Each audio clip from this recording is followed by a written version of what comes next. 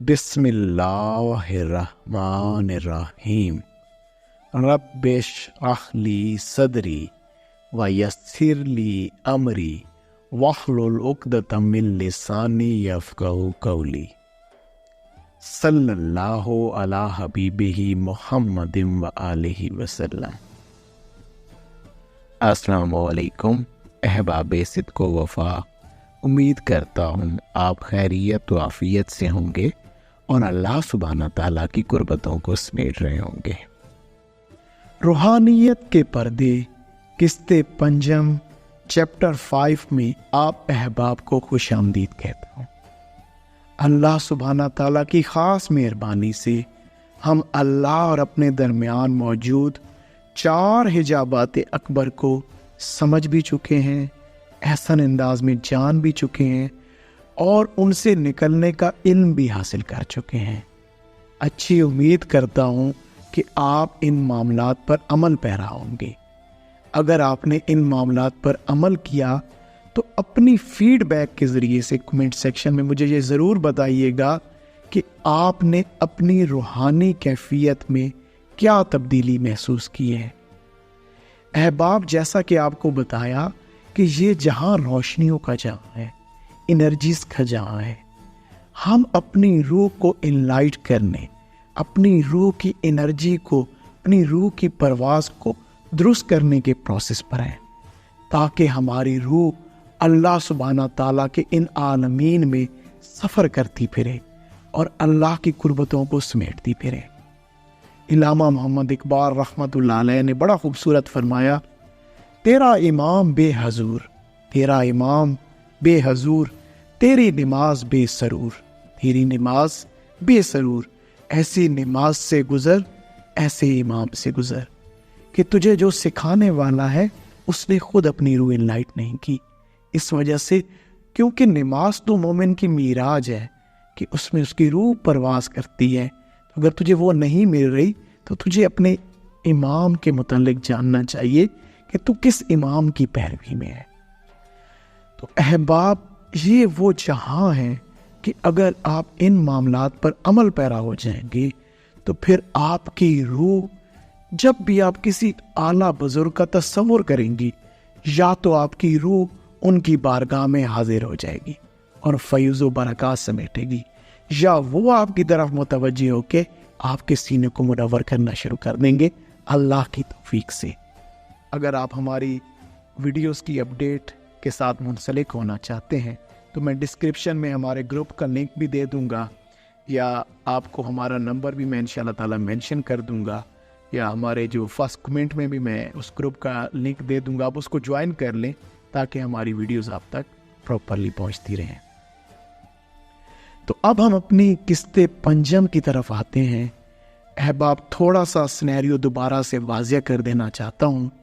हजूर जान आलम सल्लल्लाहु अलैहि वसल्लम ने हज़रत मुआज़ रज़ी अल्लाह ताला अन्हु को बड़ा खूबसूरत वाज़ फरमाया और ये समझाया कि अगर आपने मेरी ये बातें याद रखी तो बहुत फ़ायदा होगा, अल्लाह का कुर्बे ख़ास मिलेगा, लेकिन अगर भुला दिया तो फिर अल्लाह की मोहब्बत और कुर्बत से महरूम हो जाएंगे। तो हजूर जान आलम सल्लल्लाहु अलैहि वसल्लम ने इस 5वें पर्दे के मुतालिक क्या तालीम फरमाई, अब वो जानते हैं। हजूर जान आलम सल्लल्लाहु अलैहि वसल्लम ने फरमाया कि इंसान के आमाल पहले, दूसरे, तीसरे और चौथे आसमान पर निगहबान फरिश्ते के जरिए से रोक दिए जाने के बाद, उन बैरियर्स पर रुक जाने के बाद जब अगले आसमान पर पहुंचते हैं, यानी कि 5वें आसमान तक पहुंचते हैं, तो फिर क्या मामला होता है। आप फरमाते हैं, ए मुआज़ रज़ी अल्लाह ताला अन्हु, इसके बाद इंसान के बाकी अमाले सालिया जो पहली 4 बीमारियों से पाक होते हैं को 5वें आसमान पर जाने की इजाज़त मिलती है। जब हिफाजत करने वाले फरिश्ते उन आमाल को 5वें आसमान पर ले जाते हैं, उस वक्त उन आमाले सालिया के गिर्द इतनी रौनक होती है जैसे कि एक नई नवेली दुल्हन को दुल्हा लेकर जा रहा हो। ऐसे ही फरिश्ते खुशियों का सामान बांधते हुए उन आमाल सालिया को अल्लाह सुब्हाना ताला के तरफ 5वें आसमान की तरफ ले जाते हैं, और अभी इन आमाल को 6ठे आसमान पर ले जाना चाहते हैं कि 5वें आसमान का निगहबान फरिश्ता आवाज देता है कि ठहर जाओ, इसके आमाल ऊपर नहीं जा सकते क्योंकि ये हसद में मुब्तला शख्स है, और मुझे हुक्म है जिस शख्स में हसद की बला मौजूद हो ऐसे शख्स के आमाल ऊपर न जाने दूं, लिहाजा इसके वो आमाल जिन पर हसद असर अंदाज है वो वापस ले जाकर इसके मुंह पे दे मार। अहबाब, किस कदर वो आमाल इनलाइट हो चुके थे, किस कदर वो एनर्जी हासिल कर चुके थे, लेकिन वो हसद की डार्कनेस क्या हुआ, रोक लिया गया। तो अहबाब, आज जिस बीमारी के मुताल्लिक हमें इल्म हुआ वो हसद की बीमारी है। इंशाअल्लाह आज आपने इस वीडियो को पूरा सुनना है, आपको ज़ाहिरन बातन हसद के मामलात से निकाल देगी ये बातें इंशाअल्लाह, क्योंकि ये बड़ी अल्लाह की ख़ास तौफीक से मिली है। अहबाब, यकीन जाने इससे सख्त कोई बीमारी और हिजाब नहीं जो सालिक को अल्लाह की राह से महरूम करे। ये ऐसी बीमारी है जिससे कल्ब और रूह में अगर अपने कदम जमा लिए तो ये इंसान को ले डूबती है और इसको राहे हक पर होते हुए भी राहे हक के असल नूर से महरूम कर देती है। ये नफ्स, शैतान और यहूदियों की सुन्नत है। जो शख्स हसद की बीमारी में मुब्तला होता है वो असल में नफ्स, शैतान और यहूदियों के तरीक की पैरवी कर। अहबाब, अब हम समझते हैं कि ये हसद क्या है। हसद दरअसल अल्लाह सुब्हाना ताला की तकसीम पर सवाल उठाना है। हसद ऐसी बीमारी है जिसमें इंसान किसी दूसरे इंसान को अल्लाह की दी हुई नेमत पर सवाल उठा देता है कि ये तो इस काबिल नहीं, इसका असल हकदार तो मैं था, ये नेमत इस शख्स को गलत दे दी गई, मैं जानता हूं ये इसके काबिल नहीं। अब वो चाहता ये है कि उससे वो नेमत छीन ली जाए और वो नेमत उसके पास आ जाए। ये हसद है। अगर ऐसी कोई बात हम अपने दिल में महसूस करें तो फौरन अपने नफ्स को तंबीह करें कि क्या तुम अल्लाह से ज्यादा जानते हो कि कौन किस चीज का ज्यादा हकदार है। अहबाब, यही अमल शैतान से उसके नफ्स ने कराया और उसको मुकम्मल तौर पर मुतमईन करके कराया कि असल में तुम ही वो हस्ती हो जो अल्लाह की कुर्बत की असल हकदार है। तुम्हारी मेहनतें, तुम्हारी कोशिशें, फरिश्तों के उस्ताद तुम, अल्लाह के कायनात के चप्पे चप्पे पर सजदा और इबादत करने वाले तुम, और ये कल का बना हुआ मिट्टी का आदम, भला ये अल्लाह सुब्हाना ताला का नायब और खलीफा कैसे हो सकता है? नायब तो नायब, तुम्हें इसके सामने झुकने और सजदे करने का भी हुक्म दे दिया गया। लिहाजा उसके नफ्स ने, शैतान के नफ्स ने ही अंदर से उसको हसद के ऐसे हिजाब में मुब्तला किया और ऐसा हिजाब डाला कि वो अल्लाह के हुक्म को समझ ही ना सका और हुक्म इलाही से इनकार कर दिया और बेअदबी करके अल्लाह सुब्हाना ताला की बारगाह में मरदूद हो गया। अहबाब, जैसा कि मैंने आपके सामने बयान किया कि हसद दरअसल यहूदियों का भी तरीक है, ये यहूदियों की सुन्नत भी है। भला कैसे? अल्लाह सुब्हाना ताला कुरान करीम में सूरह निसा आयत नंबर 54 के अंदर क्या खूबसूरत इरशाद फरमाता है, बल्कि ये लोगों से इस चीज पर हसद करते हैं जो अल्लाह ने उन्हें अपने फजल से अता फरमाई है। बस बेशक हमने इब्राहीम की औलाद को किताब और हिकमत अता फरमाई और उन्हें बहुत बड़ी सल्तनत दी। हसद यहूदियों की सुन्नत है। वो नबूवत को भी अपनी मीरास समझते थे। وہ سمجھتے تھے یہ صرف ہم تک محدود ہے اور کوئی بھی اس کے علاوہ اس رتبے کے قابل نہیں۔ اور جب انہوں نے نبوت کو کہیں اور دیکھا تو وہ حسد میں مبتلا ہوئے۔ انہوں نے کہا کہ یہ وہاں کیوں نبوت ظاہر ہوئی، یہ تو ہماری میراث ہے۔ تو پھر اللہ سبحانہ تعالیٰ نے اس کا بیان قرآن کریم میں ارشاد فرما کر مور لگا کر انہیں حاسدین میں شامل کر دیا۔ احباب، بڑا خوبصورت آج آپ کے سامنے بیان کروں گا کہ انسان اپنا جائزہ کیسے لے کہ میں کیا حسد میں مبتلا تو نہیں، اور کسی دوسرے حاسدین کو کیسے پہچانے۔ تو پہلے یہ جانتے ہیں کہ انسان اپنا موازنہ کیسے کرے۔ جب آپ کسی کو راحت، سہولت، نعمت اور خوشی بھری زندگی گزارتے ہوئے دیکھتے ہیں تو آپ دیکھیں کہ کیا آپ اس وقت خوش ہوتے ہیں، کیا آپ الحمدللہ کہتے ہیں؟ اگر ہاں میں جواب ہے تو مبارک ہو، آپ حسد سے باغ ہیں۔ لیکن اگر آپ اس وقت مایوس ہوتے ہیں، غمگین ہو جاتے ہیں، جلتے کڑتے ہیں، پریشانی میں مبتلا ہو جاتے ہیں اور اس کی اس نعمت کے چھن جانے کے اوپر آرزو کرتے ہیں یا اسے ذلیل کرنے کی کوشش کرتے ہیں، تو احباب آپ کے لیے خطرے کی گھنٹی بج چکی ہے۔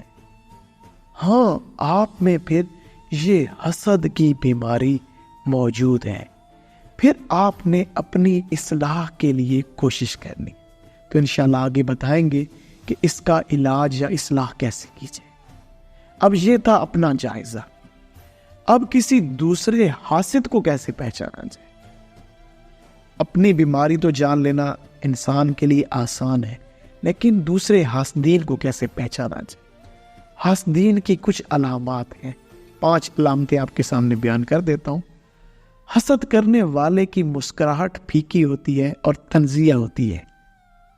نمبر 2، حسد کرنے والا جس سے حسد کرتا ہے، اگر کہیں پر اس کی تعریف ہو رہی ہے تو وہ وہاں پر بات کاٹ کے اپنی تعریفیں کرانا شروع کر دے گا اور اپنی تعریف کے لیے کوئی بات بتانا شروع کر دے گا یا اپنے کارنامے یاد دلانا شروع کر دے گا۔ تیسری علامت، جب بھی کسی حاسد شخص کے سامنے جس سے وہ حسد کرتا ہے اس کا تذکرہ کیا جائے گا، وہ گفتگو کا رخ بدل دے گا اور موقع محل سے آری بات کرے گا، یعنی کہ موقع محل سے ہٹ کے بات کرے گا۔ چوتھی علامت، جس شخص کی تعریف ہو رہی ہوگی حاسد شخص اس کی برائیاں اور غیبت شروع کر دے گا۔ پانچویں علامت، حاسد یہ برداشت نہیں کر سکتا کہ اس کے علاوہ کوئی اور شخص شمع محفل ہو، وہ اپنی ذات کا جو مقام ہے وہ کسی دوسرے کو دینے کے اوپر تیار نہیں ہوتا۔ تو یہ 5 علامات ہیں کہ یہ حاسد شخص ہے، حسد کرتا ہے دوسروں سے، یہ حاسد کی علامات ہیں۔ احباب، یہ ہمارے لیے لمحہ فکریہ ہے۔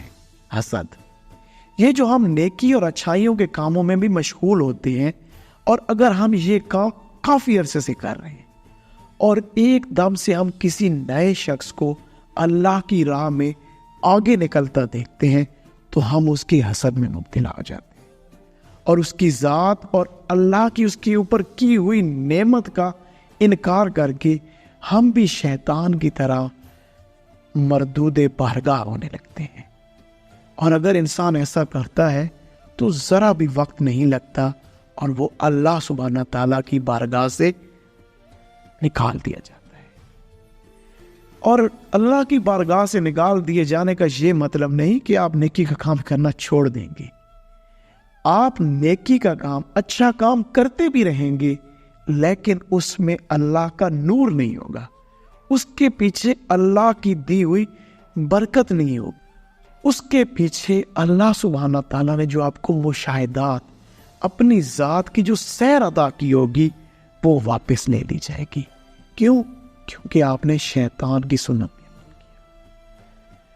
حضور جان عالم صلی اللہ علیہ وآلہ وسلم کا فرمان علی شان ہے، حسد سے دور رہو کیونکہ حسد نیکیوں کو اس طرح کھا جاتا ہے جس طرح آگ خشک لکڑی کو۔ احباب، ہمیں چاہیے کہ اچھائی اور نیکی کے کاموں میں مشغول رہیں، مگر یہ بھی یاد رکھیں کہ اس بیماری کو کسی صورت اپنے قلب و باطن میں جگہ نہیں دینا، کیونکہ اگر اس بیماری نے ہمارے قلب و باطن میں جگہ بنا لی تو ہم اللہ کے نور کو ضائع کر بیٹھیں گے۔ احباب، اب ہم حسد کی اس بیماری کے علاج کے متعلق گفتگو کرتے ہیں۔ جب انسان یہ جان لے کہ اس کی ذات میں حسد کی یہ بیماری موجود ہے تو اس کا علاج دو طریقے سے ہوتا ہے، ایک شعوری علاج ہوتا ہے اور ایک روحانی علاج ہوتا ہے۔ پہلے میں آپ کے سامنے شعوری علاج کی تھوڑی سی گفتگو پیش کر دیتا ہوں، پھر ہم روحانی معاملے پہ بھی گفتگو کریں گے۔ شعوری طور پر انسان کیسے اس حسد کی بیماری سے نکل سکتا ہے؟ احباب، جب آپ کو کسی سے حسد محسوس ہوتا ہے تو انسان کا نفس چاہتا ہے کہ آپ اس کی عیب جوئی کریں، اس کے عیب بیان کریں۔ اب آپ اپنے نفس کے خلاف عمل کریں اور اس شخص کی تعریف بیان کرنا شروع کر دیں اور اس شخص کے سامنے تواضع سے پیش آئیں، جھک جائیں اس شخص کے سامنے اور اس کی نعمت کے اوپر خوشی اور مسرت کا اظہار کریں۔ یہ چیز آپ نے تکلف کے ساتھ کرنی ہے، با تکلف، خود سے کوشش کر کے یہ کرنی ہے۔ جب یہ عمل آپ شعوری طور پر بار بار کریں گے، کچھ ٹائم کے بعد انشاءاللہ 3 4 5 دفعہ کے بعد آپ یہ محسوس کریں گے کہ آپ کے اور اس کے درمیان جو عداوت تھی وہ ختم ہو کر محبت میں تبدیل ہو گئی اور آپ بہت بڑی رنج و غم کی بیماری سے نکل آئیں گے۔ یہ ہے شعوری علاج، یہ بھی بہت زیادہ پر اثر ہے۔ اگر انسان اس سے کوشش کرے تو اللہ اسی سے شفا دے دیتا ہے۔ لیکن اب ہمارے اندر اللہ سبحانہ تعالیٰ نے، جیسے آپ کو میں نے عرض کیا کہ یہ جو ہماری روح ہے یہ بھی ایک لائٹس کا جہاں ہے، انرجیز کا جہاں ہے۔ ہماری روح میں کچھ پوائنٹس ایسے ہیں جن میں جب اللہ کا نور اترتا ہے تو بھی یہ جو ہمارے اندر کی بیماریاں ہیں وہ ان کو ختم کرتا ہے۔ اب ہمارے اندر لطائف ہیں، ان کو ہم لطائف کہتے ہیں، پوائنٹس لطائف کی۔ اب ہمارے اندر جو ہمارا قلب ہے نا، یہ بہت بڑی اللہ کی برکت لینے کی جگہ ہے۔ جب اللہ کا نور صحیح طریقے سے اس کے اندر داخل ہوتا ہے تو اس کے ذریعے سے ہمارے اندر اور بھی ڈیفرنٹ پوائنٹس ہیں، جن میں ایک پوائنٹ جسے ہم خفی کہتے ہیں، وہ پوائنٹ حسد کے ساتھ منسلک ہے۔ جب آپ کا قلب صحیح حرکت کرتا ہے، اس کے اندر اللہ کا نور صحیح اتر رہا ہوتا ہے تو یہ اس پوائنٹ کو بھی نور دیتا ہے اور آپ کو حسد کی بیماری سے نجات ملنا شروع۔ احباب، حسد کی ایک اور مثال آپ کے سامنے پیش کر دیتا ہوں۔ احباب، اگر آپ اللہ کی راہ کا کام کر رہے ہیں اور آپ یہ جاننا چاہتے ہیں کہ کیا واقعی میں اللہ کی راہ کا ہی کام کر رہا ہوں، اللہ کے لیے کر رہا ہوں، کیا یہ میں اپنی ذاتی حب جاہ کے لیے یا میں اپنی ذات کے پرچار کے لیے تو نہیں کر رہا، تو پھر آپ اس کو کیسے جانچیں گے؟ کہیں اس والے حسد میں تو آپ مبتلا نہیں ہے، کیسے جانیں گے؟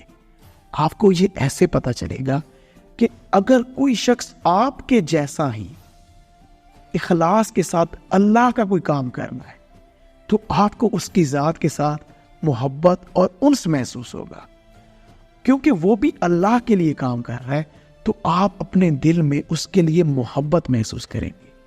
لیکن اگر آپ کو یہ لگتا ہے کہ وہ ہر ایک دوسرا جو شخص ہے وہ غلط ہے، تو احباب، آپ کو دوسروں میں اگر خامیاں نظر آتی ہیں تو یاد رکھیں کہ حسد کی پناہ آپ کے قلب و باطن میں جگہ بنا چکی ہے۔ پھر آپ کو دوا اور دعا دونوں کی ضرورت ہے۔ بزرگوں نے بڑے خوبصورت انداز میں یہی نکتہ کھول کر سمجھایا۔ عقبہ زی اسب تر در راہ نیست، عقبہ زی اسب تر در راہ نیست، ای خنک آنکست ہست ہمراہ نیست، ای خنک آنکھ سے ہست ہمراہ نیست۔ بزرگ فرماتے ہیں کہ دیکھو راہ حق کے مسافر، حسد سے بڑا حجاب اور پردہ اللہ کی راہ میں کوئی نہیں، اور وہ صالح خوش قسمت ترین انسان ہے جس کے اندر یہ حسد کی بیماری نہیں۔ جو حسد سے نکل گیا، جس کے اندر سے حسد کی بیماری نکل گئی، وہ صالح، وہ اللہ کی راہ میں چلنے والا مسافر، اس سے بڑا کوئی بھی شخص اللہ کی راہ کے اندر خوش قسمت نہیں ہو سکتا۔ احباب، ہم نے حسد کی اس بیماری سے نکلنا ہے۔ احباب، اس بیماری کو آپ رشک کی تلوار سے قطع کر سکتے ہیں۔ رشک کیا ہے؟